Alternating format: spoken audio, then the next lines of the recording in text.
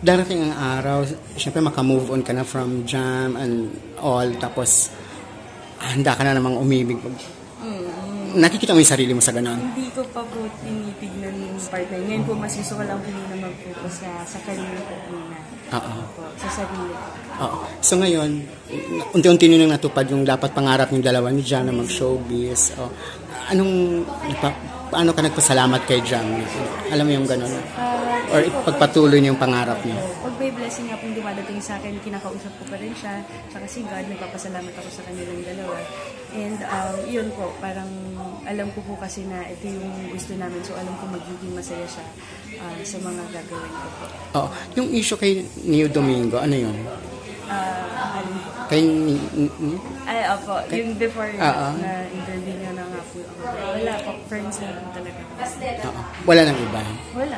May mga naniligaw sa'yo ngayon? Wala nagpaparamdam? Wala po. Hindi pa po ako ready dyan. Pero may kita ko sa mukha mo, parang okay ka na. Siguro yung sakit na sa loob, pero yung aura mo, parang unti-unting nag-move on.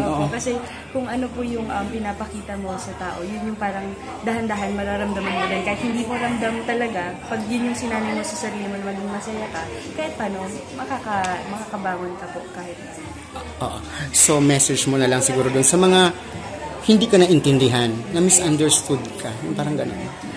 Message ko po sa kanila, naiintindihan ko po sila and hindi po ako nagsasarado ng pupuan and sobrang welcome po pa rin sila sa akin and actually gusto ko sila ma-meet and makakwentuhan para malaman po kung bakit sila may ganun hurt sa puso nila kasi pag may mga tao pong negative, may mga pinagdadaanan din po yan and gusto ko pong mapalitan yun ng love para maging okay na din.